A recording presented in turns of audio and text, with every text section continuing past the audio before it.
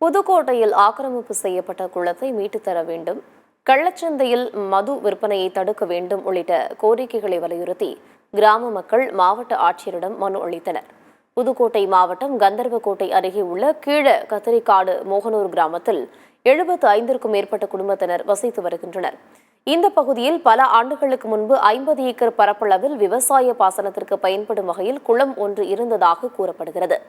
தற்போது அப்பகுதியைச் சேர்ந்த சிலர் அந்த குளத்தை ஆக்கிரமிப்பு செய்து வீடு கட்டி உள்ளதாகவும், இதனால் மழைநீரை தேக்கி வைக்க முடியாத சூழல் இருந்து வருவதாகவும் கிராம மக்கள் குற்றம் சாட்டியுள்ளனர். அதேபோல பகுதியில் செயல்பட்டு வரும் அரசு மதுபான கடை ஒன்று அரசு நிர்ணயித்த நேரத்தை கடந்து கள்ளச்சந்தையில் மது விற்பதாகவும் அந்த பகுதி மக்கள் குற்றம் சாட்டியுள்ளனர். எனவே ஆக்கிரமிப்பு செய்யப்பட்ட குளத்தை மீட்க வேண்டும், கள்ளச்சந்தை மது விற்பனையை தடுக்க வேண்டும் உள்ளிட்ட கோரிக்கைகளை வலியுறுத்தி அப்பகுதியைச் சேர்ந்த 50க்கும் மேற்பட்ட மக்கள் புதுக்கோட்டை மாவட்ட ஆட்சியர் அருணாவை சந்தித்து மனு அளித்தனர். கீழக்கத்திரிக்காட்டில் சுமார் 75 குடும்பம், 400 ஓட்டு இருக்கு. 400 அதில் ஒரு 10 குடும்பக்காரர்கள் அந்த குளத்தை, முன்னாடி உள்ள குளத்தை, நாட்டாணி குளம் குட்டையை தூத்து ஆக்கிரமிப்பு பண்ணி வீடு கட்டி வச்சுருக்காங்க.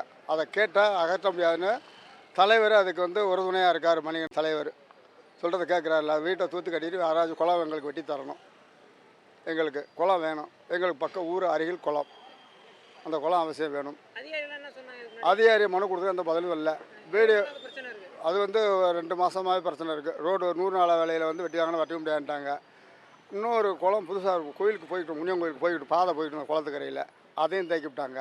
எங்கள் ஊர் கத்திரிக்காடு சின்ன பிள்ளைங்கலேருந்து பெரிய பிள்ளைங்க வரைக்கும் காலையில் பொழுது விடிஞ்சா எந்த வேலை வெட்டிக்கு போகிறது கிடையாது. பாட்டில் சாராயம் மது அருந்துறாங்க, சாராயம் வெறி சாராயம். ஆனால் அதில் என்ன கலக்குறாங்க, என்ன செய்கிறாங்கன்னு தெரியலை. பொம்பளையால் போய் கிட்ட பார்க்க முடியலை. ஆனால் பிள்ளைங்க பூரா குடிச்சிட்டு வீட்டில் அராஜகம் பண்ணுறாங்க. வீட்டில் பெரிய பெரிய வீட்டிலலாம் அடிப்படி சண்டை, பொம்பளையால் யாரும் வேலைக்கு போக முடியலை.